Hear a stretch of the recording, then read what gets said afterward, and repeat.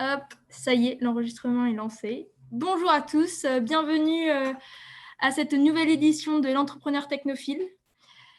Aujourd'hui, nous allons lancer la série Mon équipe technique, c'est moi. Donc, le but de cette série, c'est de vous rendre compte qu'il y a beaucoup de choses que vous demandez à votre équipe technique que vous pourriez faire vous-même.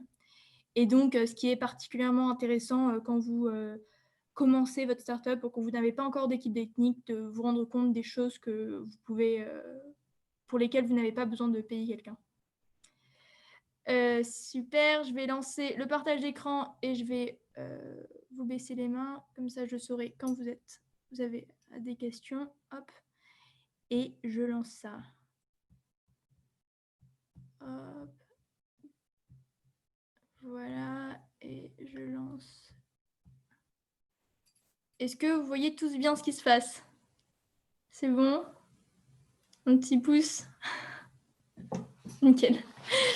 Alors, alors moi, c'est Eugénie Ordonneau. Je suis freelance en web développement depuis 2 ans. Et en fait, très vite, même en 2 ans, je me suis rendu compte qu'il y avait un vrai manque de connaissances techniques parmi les entrepreneurs. C'est-à-dire, je le disais à Théotime et Nick qu'il y a quelques jours, un de mes clients m'avait demandé de créer une Google Form. Alors, payer un développeur pour créer une Google Form, c'est un peu du gâchis de ressources et d'argent, tu vois. Donc, après, c'est compréhensible, mais donc, nous, ça nous prend du temps pour nous. On préférait se concentrer sur des tâches où on a vraiment besoin de nous. Et encore une fois, ça prend des ressources à l'entrepreneur. Donc, on a décidé de lancer ce mouvement, l'entrepreneur technophile, pour essayer de changer ça à notre échelle. Donc, on est allé voir donc Paris & Co qui nous a aidés, qui a été emballé par le projet et est devenu notre partenaire. Voilà, et Bah, moi c'est Nico. Moi, je suis ingénieur depuis un peu plus longtemps. Ça fait 18 ans que je code. Et ça fait presque aussi longtemps que j'aide les entrepreneurs. Et c'est vrai qu'on a moins de mal à aider les entrepreneurs quand ils sont un peu plus techniques. Et du coup, là, l'idée, c'est juste de trouver des moyens pédagogiques, d'aider à faire comprendre aux entrepreneurs que, en fait, la technique, c'est pas si compliqué que ça. Et le plus ils s'y intéressent, le mieux ils arriveront à travailler avec nous, les développeurs, et d'où l'entrepreneur technophile. donc, merci Nick. Et donc, cette semaine, on va parler du serveur DNS et nom de domaine. Donc, attention, ça fait un peu peur, mais vous inquiétez pas, on va vous prendre par la main. Et si vous avez des questions, n'hésitez pas. Donc, on va d'abord passer par un peu de théorie pour définir le serveur et le DNS. Après, on va passer sur 2 cas concrets. Donc, ce que vous pouvez faire avec, une fois que vous avez un nom de domaine. Donc, vous pouvez changer l'URL de votre site ou de votre landing page et aussi créer une adresse pro gratuitement. Donc, la première question, c'est qu'est-ce qu'un serveur? Eh bien, un serveur, en fait, c'est un ordinateur. Mais c'est un ordinateur qui est dédié à l'hébergement. Donc, l'hébergement de données, ça peut aller du site web à la base de données. Mais même, c'est tout ce qui est l'important, c'est que ça héberge. Donc, on l'utilise en fait en principe. Enfin, nous, dans notre cas, on va parler du serveur dans le cas où il héberge un site web. Et, on va vous expliquer pourquoi c'est important et comment on retrouve ce site web sur ce serveur. Parce que une fois qu'on l'a mis sur le serveur, sur cet ordinateur qui détient l'information, comment on fait en sorte que cette information revienne au client. Donc, petite question, qu'est-ce qui est le plus facile à retenir? Est-ce que ça, c'est plus facile à retenir que ça? Alors, est-ce que vous pourriez me dire dans les commentaires ce que vous trouvez plus facile à retenir? Est-ce que vous préférez, par exemple, un nom ou un numéro? Je ne sais pas si je vois. euh, je regarde les commentaires. Attendez. Non, non. Ouais, ouais. Donc, pour la plupart, c'est le nom. Et entre ça et ça, bah, ça va être le nom aussi. Donc en fait, sur votre droite, en bas à droite, vous avez une IP adresse qui est l'adresse pour retrouver sur quel serveur et où dans le serveur se trouve l'information d'un site web. Mais sauf que le problème, c'est que en tant qu'humain, bah, on retient bien mieux les noms. Donc pour cela, on va avoir une sorte de page jaune pour les sites web. Donc ce page jaune, ça va s'appeler un DNS, Domain Name Server, donc un serveur de nom de domaine. Donc c'est en fait un serveur qui va juste garder l'information de quelle IP adresse correspond à quelle URL. Parce que l'URL, en fait, elle est juste là, encore une fois, pour vous aider à retrouver le site. C'est parce que c'est pour vous, et pour nous les humains, c'est plus facile à retenir. Mais l'information en réalité est dans l'IP adresse, donc dans cette suite de numéros qui est comme un numéro de téléphone, mais pour les sites web. Donc en fait, pensez au DNS comme à des pages jaunes, comme un annuaire. Donc la communication Internet, en résumé, ça se fait, vous tapez dans votre browser, dans votre navigateur, l'URL. Donc par exemple, dans ce cas-là, www.exemple.com et le DNS serveur, le DNS va vous rendre une IP adresse. Et à partir de cette IP adresse, vous pouvez aller directement, vous savez quel serveur a votre information, enfin le navigateur sait quel serveur a votre information et peut aller chercher l'information pour le site web. J'espère que c'est clair jusqu'ici. N'hésitez pas si c'est pas très clair. Alors, on voulait d'abord vous donner une liste parce que des sites pour créer votre propre site web sans coder. Alors, il y a Wix.com, Squarespace, Weebly, Cardday et London.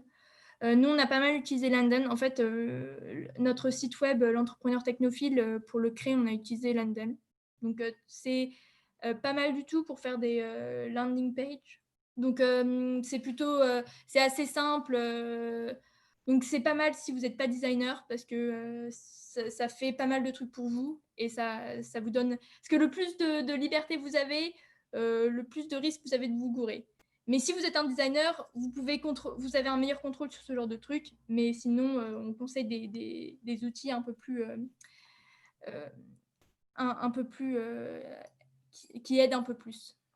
On Oui. fera dans notre série là justement sur gérer son site tout seul, on fera un épisode dédié à ce genre de solutions pour vous aider à mieux les comprendre. Alors, donc, on va vous montrer d'abord comment configurer le DN, donc l'IP adresse et l'URL du côté London, parce que nous, c'est ce qu'on a utilisé. Oups, pardon. Est-ce que ça va commencer? Ouais, super.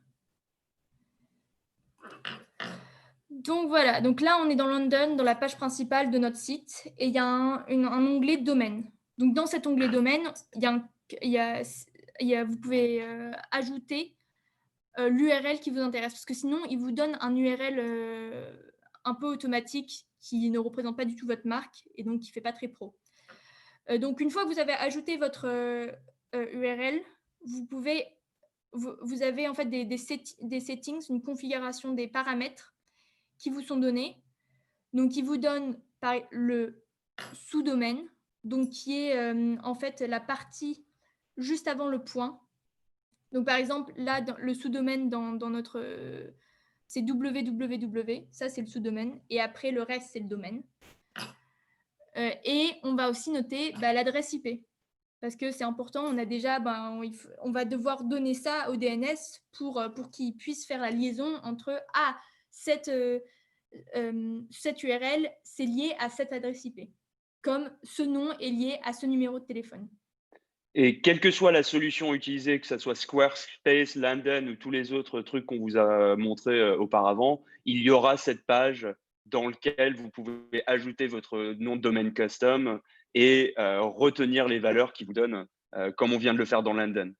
Ça marche sur toutes les solutions qui y ressemblent.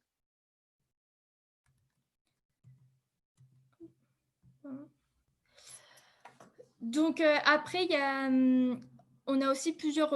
Il faut choisir votre serveur de nom de domaine. Donc les plus connus sont GoDaddy et après il y a aussi Gandhi. Nous, on préfère Gandhi parce que c'est français, donc on soutient. Et c'est vraiment pas mal fait. Il y a beaucoup d'options dessus. Donc on va vous montrer en fait un exemple avec Gandhi. Donc voilà. Alors, pardon. Est-ce que vous voyez en grand? J'arrive pas à mettre en grand. Bon, j'arrive pas à mettre en grand, c'est pas grave. J'espère que vous voyez. Je le remets au début.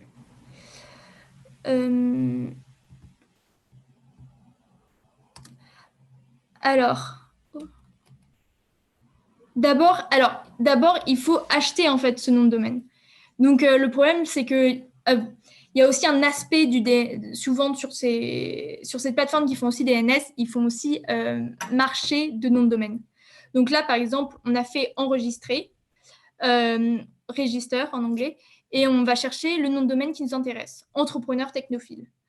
Bon, on a déjà acheté le .com, mais par exemple, si on voulait acheter le .uk ou .fr, ça serait ici, on aurait juste à chercher et après à mettre dans notre basket et à acheter. Donc ça se fait, juste pour vous dire que ça se fait au même endroit, cet achat se fait au même endroit que là où vous allez, que dans ça va se faire dans votre DNS. Donc après, on a fait la configuration au niveau de London, donc au niveau de votre site, donc pour préparer la configuration au niveau du DNS. Donc c'est là où c'est la partie importante où on va faire le lien entre l'URL et l'adresse IP. Donc, on se login bien sûr à Gandhi pour retrouver toutes nos informations. Et après, on va en fait aller dans ils ont un onglet domaine que vous voyez sur le. Mais comme vous voyez, ils font aussi du hosting, donc vous pouvez aussi mettre tout votre site. Ils font aussi serveur. Vous pouvez storer votre site sur ce truc. Donc là, on choisit le entrepreneurtechnophile.com. Et là, on a toute notre information liée à l'entrepreneurtechnophile.com. Ça s'appelle enregistrement DNS en français. Et là, on a toute la liste des liens qui sont faits entre IP adresse et URL. Donc là, souvent, le @ c'est pour dire que tout le domaine, à chaque fois qu'il y a n'importe quel sous-domaine, donc si c'est donc www.entrepreneurtechnophile ou exemple.entrepreneurtechnophile renverra toujours à la même IP adresse. Ça, c'est ce que signifie le @ par exemple. Mais là, si on veut que le sous-domaine www, on le mettrait au moment du name et après, l'IP adresse, on la met juste en dessous. Alors, je sais que ça va un peu vite. Tout ça, de toute façon, est enregistré. Vous pouvez re-regarder après sur YouTube quand vous aurez besoin de le faire vous-même. Donc, ne vous inquiétez pas. C'est juste une petite introduction, comme ça, vous savez où trouver l'information, ce qui est le plus important. Donc, voilà. Donc, alors. Je veux juste ajouter un petit truc rapidement. C'est juste que quand vous avez ajouté ces settings dans votre DNS, la propagation peut prendre du temps. Donc, qu'est-ce que ça veut dire? Ça veut dire que chaque serveur DNS doit dire aux autres serveurs DNS ce nom pointe vers cette IP.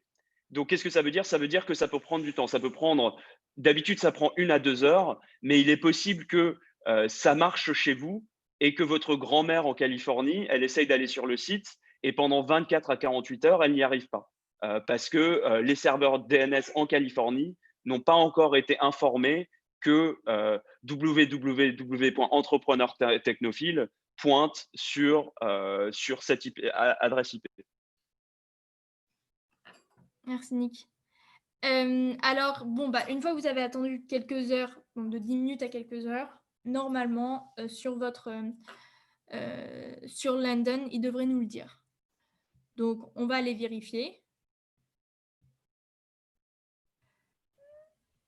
Alors là, on va dans le domaine, comme on était allé la dernière fois. Et là, vous voyez, en dessous de DNS et SSL, il y a un petit tic vert. Donc, ça veut dire que ça y est, la connexion avec le DNS s'est faite. Ils se sont rendus compte que l'URL est bien liée. Maintenant, quand vous tapez www.entrepreneurtechnophile.com, ça vous renverra sur notre site. Et vous n'aurez pas à taper l'adresse IP ou le domaine fait automatiquement. Vous pourrez, on aura ce qui fait, on aura notre marque directement dans l'URL, ce qui est quand même beaucoup plus professionnel. Alors, maintenant, le nom de domaine, une fois que vous l'avez acheté, donc vous pouvez l'utiliser dans les URL, mais en fait, vous pouvez aussi l'utiliser dans les emails. C'est beaucoup plus professionnel d'avoir un eugénie@entrepreneurtechnophile.com que entrepreneurtechnophile@gmail.com. C'est beaucoup plus... ça montre, même si vous en êtes au début de votre startup, ça montre... ça a un effet de vous montrer que vous êtes plus loin que peut-être que vous ne l'êtes, mais ça rassure beaucoup les gens.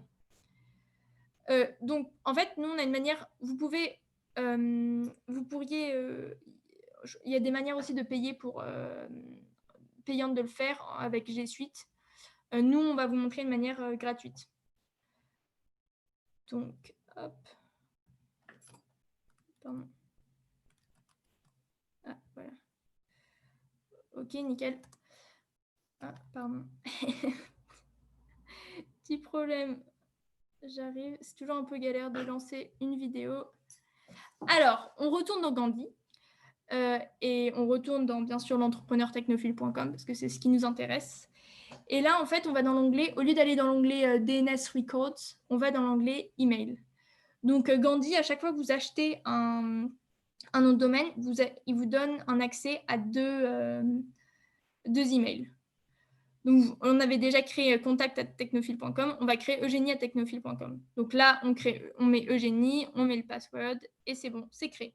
Vous voyez en bas, il y a Eugénie et contact. Les deux sont là et sont prêts. Alors maintenant, le problème, c'est comment y accéder à cette boîte mail. En fait, je vais la lier à entrepreneurtechnophile@gmail. Donc, je vais faire en sorte que cette boîte mail ait aussi accès à eugénie@entrepreneurtechnophile.com.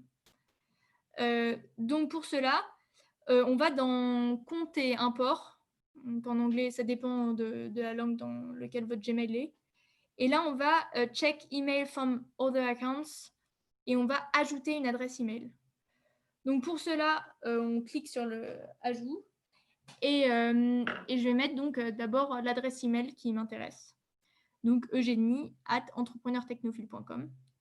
Après, je vais utiliser le POP POP3 parce que l'autre option était pour les Gmail. Et vu que c'est une adresse email Gandhi, c'est plus intéressant.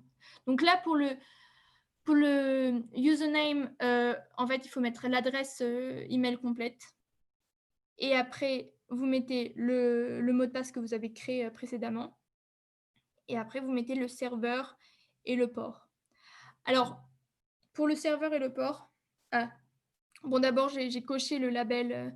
Donc ça, moi, j'aime bien parce que ça veut dire que quand vous recevez un email, vous savez que celui-là, c'est quelqu'un qui vous a contacté en tant que eugénie@entrepreneurtechnophile.com. Donc, c'est un peu plus clair dans votre boîte mail et vous allez voir, c'est affiché à côté de votre email. Donc, pour les autres informations, il faut aller... il y a beaucoup de documentation sur gandhi.net qui vous donne toutes les infos dont vous avez besoin. Donc, par exemple, pour les infos pour le serveur ou le port, il faut que vous alliez dans Email Connection Settings. Donc, une fois que vous êtes là-dessus, vous avez donc le serveur qui est mail.gandhi.net.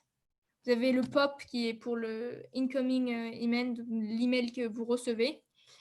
Et après, ouais, on va utiliser 995 parce que c'est POP SSL. SSL, c'est quand c'est sécurisé, donc c'est mieux d'utiliser un canal sécurisé.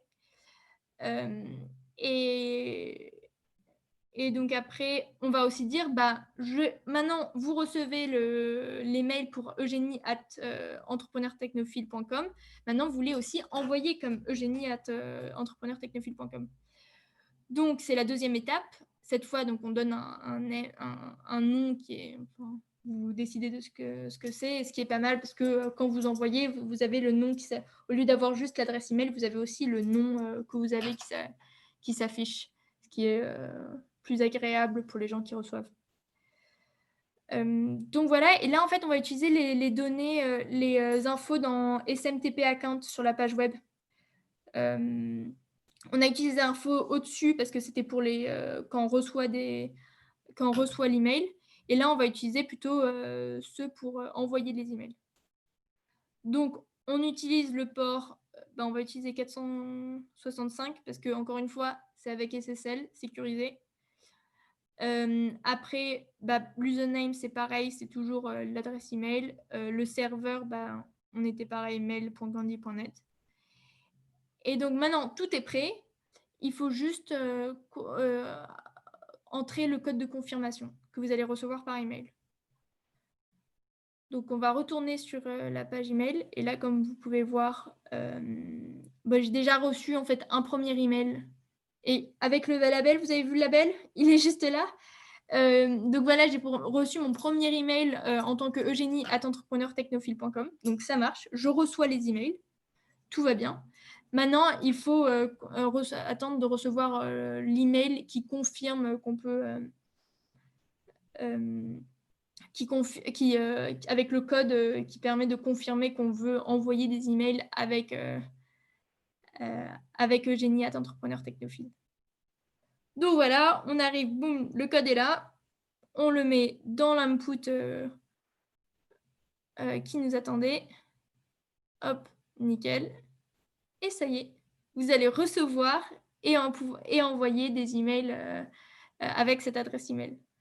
Donc maintenant, votre boîte email s'occupe aussi de en plus, ça permet de rassembler tous vos adresses mail et donc de ne pas avoir à switcher de l'un à l'autre et de recevoir tous vos mails au même endroit, ce qui est quand même un bon gain de temps.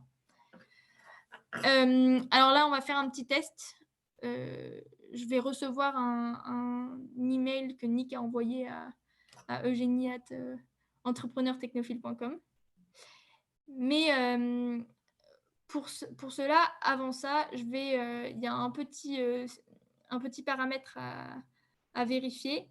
C'est celui-là. Alors, quand on répond à un message, je veux répondre avec la même adresse à laquelle il a été envoyé et pas avec l'adresse de défaut. Parce que vous pouvez aussi décider quelle est votre adresse par défaut. Mais le mieux, moi, je recommande vivement de répondre avec la même adresse que celle auquel on vous a envoyé. Ça fait moins plusieurs personnalités. Donc voilà, j'ai reçu un email de Nicolas. Hop, super. Great work. Thank you. Vous voyez, il y a le label Eugénie@entrepreneurtechnophile. Je sais qu'il l'a envoyé à Eugénie. Et là, je peux même changer si j'ai envie. Bon, automatiquement, il le répond avec Eugénie@entrepreneurtechnophile, mais je pourrais le changer. Comme vous voyez, j'ai plusieurs adresses email qui sont liées à ce Gmail. Et donc, je pourrais changer. Et voilà, c'est envoyé. Donc, vous pouvez voir que ça marche. Donc, nickel. Donc, pour conclure, alors, avant de conclure, vous pouvez aussi utiliser ça avec Outlook. Je crois qu'Outlook, c'est même un peu plus facile pour ajouter. Si vous avez vraiment des demandes, on pourra faire une vidéo là-dessus n'hésitez pas à nous le dire si ça vous Je intéresse. veux juste rajouter que là, Eugénie a montré pour GoDaddy, pour Gandhi, mais quel que soit le registrar que vous utilisez, donc la personne, le DNS, eh bien, il y aura une page avec ces settings-là. Euh, voilà. Merci. Ouais, exactement. Donc, on vous a montré avec un exemple en particulier, mais vous pouvez utiliser d'autres types. C'est très similaire. C'est toujours la même logique. Une fois que vous avez la logique, ça ira. Euh, donc, pour conclure, le serveur est un ordinateur dédié à l'hébergement de données. Le DNS est en fait juste un annuaire pour adresse IP. Et en fait, n'oubliez jamais qu'au fond de vous, vous avez tous un petit geek qui n'attend que d'être révélé. Donc, merci beaucoup d'avoir suivi ce webinaire et n'hésitez pas si vous avez des questions. Il y a une question de. Alors, je ne sais pas lire en français, donc vous allez me dire auquel je vais répondre. Moine, bon, désolé. Qui demande si c'est vrai que le règlement RGPD existe, que le serveur soit dans l'espace européen pour les sites gérant des données. Honnêtement, je ne connais pas la réglementation là-dessus, mais ce que je peux dire, c'est que là, enfin, la personne qui doit être là, on gère pas les données nous-mêmes. Là, c'est London qui gère les données, et du coup, il faut vérifier que London est RGDP compliant, et a priori, ils le sont. Voilà. Donc là, nous, on gère pas de données là. Les données sont, si on gérait des données, ils seraient sur le site de London et non sur le nôtre. Donc on n'a pas de serveur à notre charge. Donc RGPD, dans les cas où on utilise le low-code, no-code, globalement, mis à part aller quand même vérifier que les outils qu'on utilise le sont, on n'a pas trop à s'en charger, quoi. Ouais, parce que avec les outils low-code, no-code, c'est pas nous qui nous occupons l'intérêt aussi, c'est que ça enlève toute la partie serveur. Toute la partie hébergement, c'est eux qui s'en occupent. Ils ont plein de serveurs où ils hébergent tous les sites de tous ceux qui utilisent leur software pour créer un site web. Donc, en fait, oui, c'est à voir avec eux. À checker à chaque fois que vous utilisez un nouveau. Mais bonne question, hein, c'est important et à checker à chaque fois que vous utilisez un outil. Y a-t-il d'autres questions? N'hésitez pas. Ou si vous avez d'autres questions liées au serveur, pas obligatoirement ce que vous a montré. Et on va vous envoyer la vidéo de toute façon pour que vous puissiez regarder à tête reposée. Parce Ouais, que quand on fait une chose la première fois, en général, ce qu'on fait, c'est qu'on pose la vidéo, on regarde et on continue la vidéo et comme ça, on y arrive, quoi.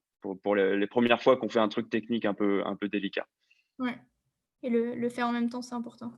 Je mets la page YouTube si vous voulez vous y abonner, comme ça vous serez prévenu le moment où on mettra la vidéo en ligne.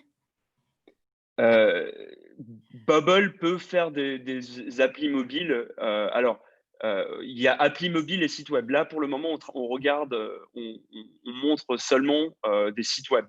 Ouais, On a fait 2 vidéos précédemment sur un outil no-code, low-code qui s'appelle Bubble. Voilà, donc il faut faire la distinction entre quand même application et site vitrine. Euh, pour un front-end relativement simple, il y a Webflow et il y a des trucs comme London.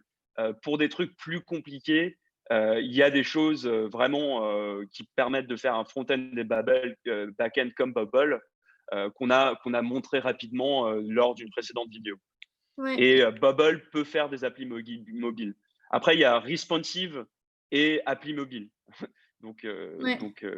J'ai des sites, j'ai des sites qu'on m'avait recommandé. Si vous voulez, je les mettrai sur le groupe chat ou je l'enverrai. oui, et Juliette, oui, on a prévu une suite à mon équipe technique, c'est moi.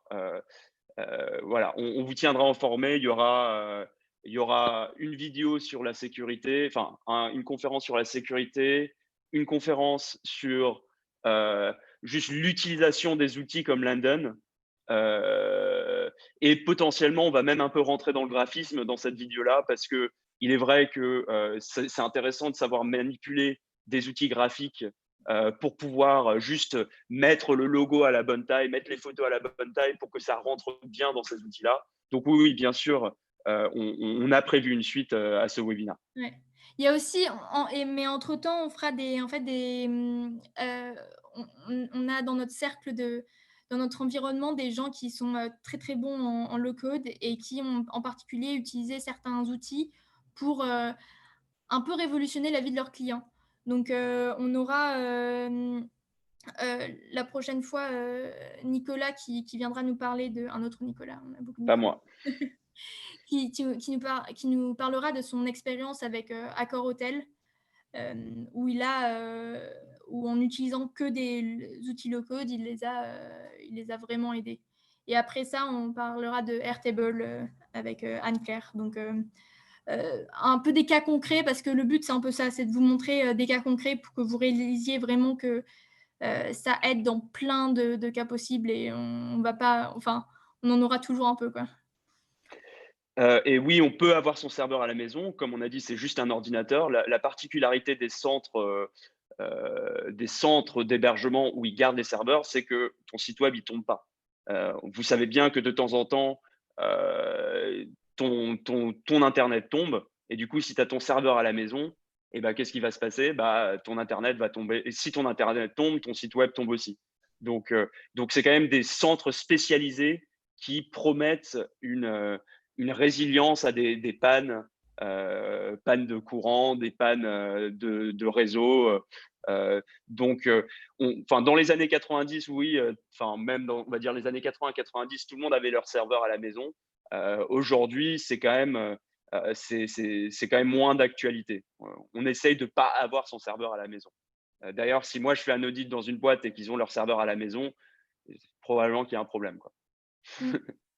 Mais c'est marrant parce que en tant que développeur, quand on développe, en fait, on fait notre, on passe le site en local. Donc ce qu'on appelle local, hein, c'est en fait, on met tout sur notre ordi et on utilise notre ordi comme le serveur. Parce que comme ça nous permet de voir en live tous les changements qu'on est en train de faire.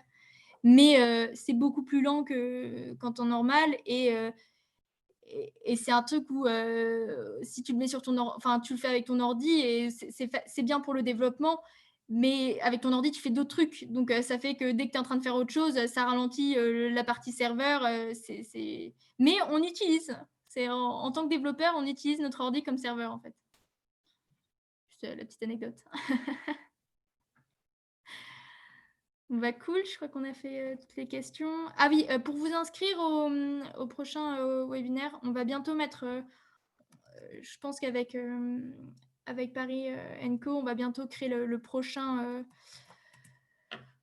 le prochain page Eventbrite pour notre prochain webinaire.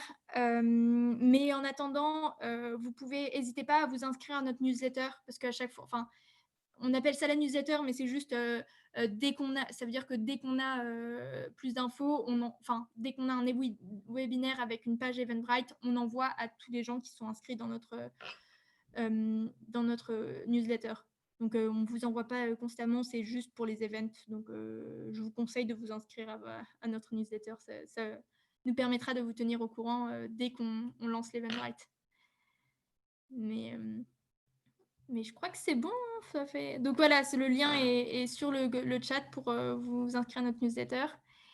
Et, et je crois qu'on a répondu à... Ouais.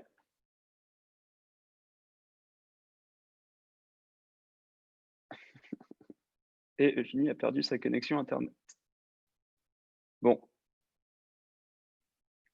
Ou moi, j'ai perdu ma connexion Internet. Je Non, n'en non, sais rien. c'était moi, je suis revenue, c'est bon. Ah, ok. C'est parti d'un coup. Ok. En tout cas, bah, merci à tous et merci d'être venus aussi nombreux. Et on vous tiendra au courant, on mettra l'adresse dès qu'on met ça à YouTube. Abonnez-vous pour être au courant.